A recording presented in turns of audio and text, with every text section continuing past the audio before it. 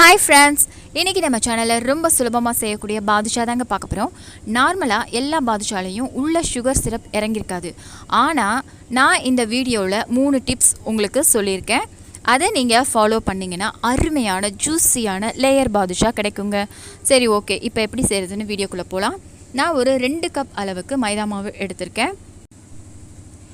2 cup மைதா மாவுக்கு 1/4 teaspoon அளவுக்கு baking powder சேர்த்துக்கோங்க. 1/4 டீஸ்பூன் அளவுக்கு ஆப்ப சோடா, அதாவது சோடா உப்பு, ஒரு பிஞ்ச் அளவுக்கு சால்ட்டு சேர்த்துக்கலாம். இப்போ எல்லாத்தையும் நல்லா மிக்ஸ் பண்ணிக்கலாம். மாவோட எல்லாமே மிக்ஸ் பண்ணிக்கோங்க. இதில் ஃபஸ்ட்டு டிப்ஸ் என்னென்னா, நம்ம பேக்கிங் பவுடரும் போட்டிருக்கோம், சோடா உப்பும் போட்டிருக்கோம். ரெண்டுமே சம அளவு எடுத்துக்கோங்க. 1/4 டீஸ்பூன் அளவுக்கு எடுத்துக்கோங்க. கூழையும் குறைச்சலும் எடுக்கக்கூடாது. இப்போது 50 ml நெய் சேர்த்துக்கலாம். சுத்தமான நெய் சேர்த்துக்கோங்க. நல்லா குவாலிட்டியான நெய் சேர்த்துக்கிட்டோம்னா நமக்கு பர்ஃபெக்டாக வருங்க. இதில் செகண்ட் டிப்ஸ் என்னென்னா, மாவை அழுத்தி பிசையக்கூடாது. சப்பாத்தி மாவு மாதிரி பிசையக்கூடாது. ரொம்ப சாஃப்டாக பிசையணும். இப்போ எப்படி நான் பிசைகிறேன் பாருங்கள், அந்த மாதிரி ரொம்ப சாஃப்டாக ஹேண்டில் பண்ணணும். அப்போ தான் நமக்கு பாதுஷா சாஃப்டாக இருக்கும். இல்லைனா அழுத்தி பிசைஞ்சிட்டிங்கன்னா பாதுஷா ஹார்டாகிடும். ஓகேங்களா? இப்போ பாருங்கள், தண்ணி கொஞ்சமாக தெளிச்சுக்கோங்க. அதிகமாக தண்ணி தெளிக்கக்கூடாது. தண்ணி தேவையான அளவுக்கு மட்டும் தண்ணி தெளிச்சுக்கோங்க. அதிகமாக தண்ணி சேர்த்துறாதீங்க. இந்த மாதிரி பக்குவத்தில் பிசைஞ்சிக்கலாம். கொஞ்சமாக தண்ணி சேர்த்து ரொம்ப அழுத்தம் கொடுத்து பிசையக்கூடாது. இதில் நான் ஃபஸ்ட் டிப்ஸ் என்ன சொல்லியிருக்கேன்னா, பேக்கிங் பவுடர் சேர்த்துருக்கோம் 1/4 டீஸ்பூன் அளவுக்கு. சோடா உப்பு 1/4 டீஸ்பூன் அளவுக்கு சேர்த்துருக்கோம். 2 கப்புக்கு நீங்கள் 1/4 டீஸ்பூன் அளவுக்கு சேர்த்துக்கோங்க. ரெண்டாவது டிப்ஸ் என்னென்னா, மாவை ரொம்ப அழுத்தி பிசையக்கூடாது. ஓகேங்களா? சப்பாத்தி மாவு மாதிரி ரொம்ப அழுத்தி பிசைஞ்சிடாதீங்க. இந்த மாதிரி மிருதுவாக பிசைஞ்சாதான் நமக்கு பாதுஷா சாஃப்டாக வரும். இப்போ பிசைஞ்ச அளவுக்கு நீங்கள் பிசைஞ்சிக்கோங்க. இப்போ மாவை இந்த மாதிரி விரித்து பார்த்தீங்கன்னா இந்த லேயராக இருக்கும். இதுதான் கரெக்டான நமக்கு மாவு பிசைஞ்சிருக்கோன்னு அர்த்தம். இதை அப்படியே தட்டு போட்டு நம்ம மூடி வச்சிடலாம். இப்போ நம்ம பாகு ரெடி பண்ணிடலாம்.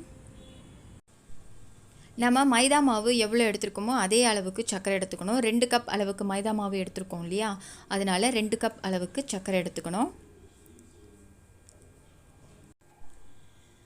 தண்ணி முழுகிற அளவுக்கு தண்ணி சேர்த்துக்கலாம். ரொம்ப அதிகமாக சேர்த்துறாதீங்க. நான் 1/4 டம்ளருக்கு கொஞ்சம் அதிகமாக சேர்த்துருக்கேன்.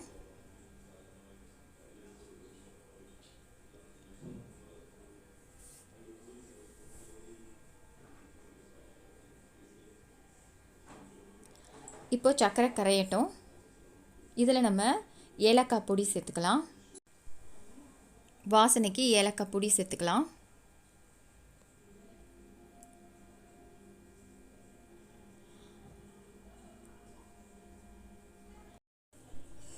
இதில் ரோஸ் எசன்ஸ் சேர்த்துக்கலாம். ஒரு 15 மினிட்ஸில் ரெடி ஆகிடும். இப்போ பாருங்கள், இதில் லெமன் சேர்த்துக்கலாம். 1 டீஸ்பூன் அளவுக்கு லெமன் சேர்த்துக்கிட்டிங்கன்னா அந்த சுகர் கிறிஸ்டல் ஆகாமல் இருக்கும். கடைசியாக கலர் சேர்த்துக்கலாம். ஆரஞ்சு ஃபுட் கலர் சேர்த்துருக்கேன் நான். கடைசியாக இறக்குற சமயத்தில் சேர்த்துடலாம். ஒரு கம்பி பதம் வரணும். அப்போ நம்ம ஸ்டவ் ஆஃப் பண்ணிடலாம். இப்போ ஒரு கம்பி பதம் வந்திருக்கு பாருங்கள். இப்போ ஸ்டவ் ஆஃப் பண்ணிடலாம். பிசுப்புன்னு இருக்கணும். ஓகேங்களா? இப்போ நம்ம ஸ்டவ் ஆஃப் பண்ணிடலாம். இப்போது பாதுஷாவை நம்ம ரெடி பண்ணிடலாம். ரொம்ப சாஃப்டாக இருக்குது பாருங்கள். இப்போது 3வது டிப்ஸ் என்னென்னா, இப்போ மாவை நம்ம ரோல் பண்ணுறதுக்கு முன்னாடி இந்த மாதிரி நல்லா தட்டையாக பண்ணிக்கோங்க. சும்மா ரவுண்ட் ஷேப்பாக இந்த மாதிரி தட்டையாக பண்ணிக்கோங்க. கட் பண்ணி ஒன்று மேலே ஒன்றா நான் அடுக்கி வைக்க போகிறேன். எதற்காகனா, இப்போ பாருங்கள், ஒன்று மேலே ஒன்று இந்த மாதிரி அடுக்கி வச்சிங்கன்னா நமக்கு லேயர் ஃபார்ம் ஆகும். அப்போ உள்ளே நல்லா லேயராக நமக்கு கிடைக்கும். அதுக்காக இந்த மாதிரி கட் பண்ணி ஒன்று மேலே ஒன்று வச்சு இந்த மாதிரி லேசாக இந்த மாதிரி அழுத்தம் கொடுத்துக்கோங்க. ரொம்ப அழுத்தி பிசையக்கூடாதுங்கிறதுக்காக இந்த மாதிரி பண்ணிங்கன்னா நமக்கு பாதுஷா ரொம்ப சாஃப்டாக இருக்கும். இந்த மெத்தட் ஃபாலோ பண்ணுங்கள். 3வது டிப்ஸ்க்கு அது தொடும்போதே நமக்கு தெரியுது நல்லா சாஃப்டாக இருக்குது இந்த பாதுஷா மாவு. இந்த மாதிரி பண்ணுறதுனால நமக்கு பாதுஷா உள்ளே லேயர் ஃபார்ம் ஆகும். உள்ளேயும் நல்லா சாஃப்டாகி ஜூஸியாகவும் நமக்கு இருக்கும்.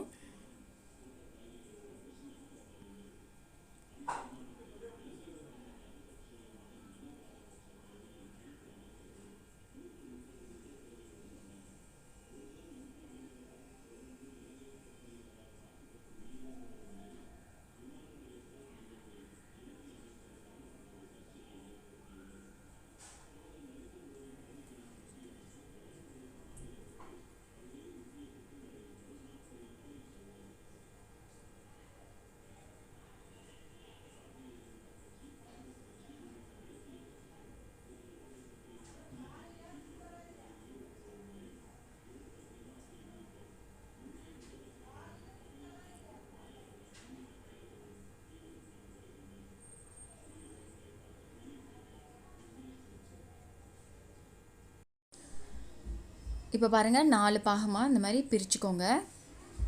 இப்போ நம்ம ரோல் பண்ணிக்கலாம். பாதுஷாவை சின்ன சைஸாக எடுத்துக்கோங்க. இந்த மாதிரி சின்ன சைஸாக எடுத்துகிட்டு நல்லா அழுத்தி ஒரு சுருட்டிக்கோங்க. இது சென்டரில் நம்ம ஹோல் போட்டுடலாம். இந்த வடைக்கு போடுற மாதிரி நல்லா ஹோல் போட்டுக்கோங்க. இப்போ பாருங்கள், இன்னொன்று பண்ணி காட்டுறேன். இந்த மாதிரி அழுத்தம் கொடுத்து நல்லா சுற்றிக்கோங்க. நடுவில் ஒரு சென்டரில் நம்ம ஹோல் போட்டுக்கலாம். இப்போயே பார்த்திங்களா லேயர் மாதிரி ஃபார்ம் ஆகிருக்கு. இப்போ இதே மாதிரி எல்லாத்தையும் நம்ம செஞ்சு எடுத்துக்கலாம். இப்போ எல்லாத்தையும் ரெடி பண்ணி எடுத்து வச்சுக்கிட்டோம். இந்த மாதிரி எல்லாத்தையும் ரெடி பண்ணி எடுத்து வச்சுக்கோங்க. இப்போ பாருங்கள், ஆயிலில் ஒன்று நம்ம ஃப்ரை பண்ணி எடுத்துடலாம். நான் லோ ஃப்ளேம்லேயே வச்சுருக்கேன். லோ ஃப்ளேமில் வச்சு தான் நம்ம இந்த பாதுஷா எல்லாத்தையும் நம்ம வறுத்து எடுக்கணும். இல்லைன்னா பாதுஷா எல்லாம் உடஞ்சி போயிடும். அப்புறம் உள்ளெல்லாம் நல்லா வேகாது. அதனால் நம்ம லோ ஃப்ளேம்லேயே வச்சுட்டு எல்லாத்தையும் நம்ம ஃப்ரை பண்ணி எடுக்கணும். இப்போ ஆயிலில் போட்ட பாதுஷா எல்லாமே வெந்து மேலே எலும்பி வரணும். இந்த டைமில் தான் நமக்கு நல்லா வெந்திருக்கு அப்படின்னு அர்த்தம். கரெக்டாக மேலே வரும்போது நம்ம எல்லாத்தையும் ஒன்று ஒன்றா திருப்பி போட்டுருங்க. ஒரு 15 மினிட்ஸ் ஆகுங்க. நம்ம லோ ஃப்ளேம்லேயே நம்ம ஃப்ரை பண்ணுறதுனால ரொம்ப லேட்டாக தான் குக் ஆகும். அதனால் 15 மினிட்ஸ் நல்லாவே ஆகிடும். இப்போ எல்லாம் நல்லா வெந்து மேலே வந்திருக்கு. இந்த டைமில் எல்லாத்தையும் ஒன்று ஒன்றா திருப்பி போட்டுருங்க. ஒரு 15 மினிட்ஸ் ஆகும்.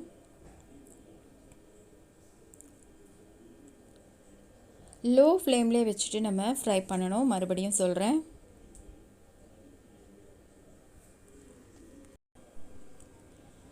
ஒரு பக்கம் நல்லா வெந்ததுக்கப்புறம் நல்லா திருப்பி போட்டுருங்க. ஒரு 10 to 15 மினிட்ஸில் நமக்கு ரெடி ஆகிடும். நல்லா லோ ஃப்ளேம்லேயே வச்சுடுங்க. இப்போ பாருங்கள், எல்லாம் நல்லா கலர் சேஞ்ச் ஆகிடுச்சு. இப்போ நம்ம ஒன்று ஒன்றா எடுத்துடலாம். உள்ளே நல்லா வெந்திருக்கணும். இந்த மாதிரி நம்ம லோ ஃப்ளேம்லேயே வச்சுட்டு எல்லாத்தையும் ஃப்ரை பண்ணோம்னா உள்ளெல்லாம் நல்லா வெந்து நல்லா கரெக்டாக இருக்கும் நமக்கு. அப்போ தான் நமக்கு பர்ஃபெக்டாக கிடைக்கும் பாதுஷா. இப்போ இதே மாதிரி எல்லா பாதுஷாவுமே நம்ம ஃப்ரை பண்ணி எடுத்துக்கலாம். லோ ஃப்ளேம்லேயே வச்சுட்டு ஃப்ரை பண்ணி எடுத்துக்கோங்க. சூடாக இருக்கும்போதே நம்ம சக்கரை பாகில் போட்டு இந்த மாதிரி போட்டிங்கன்னா அப்போ தான் நமக்கு நல்லா சுகர்லாம் நல்லா இறங்கும். பாதுஷாலாம் சுகர் சிரப்பில் ஒரு 15 மினிட்ஸ் அப்படியே இருக்கட்டும். அப்போ தான் உள்ளே நல்லா ஜூஸியாக இருக்கும்.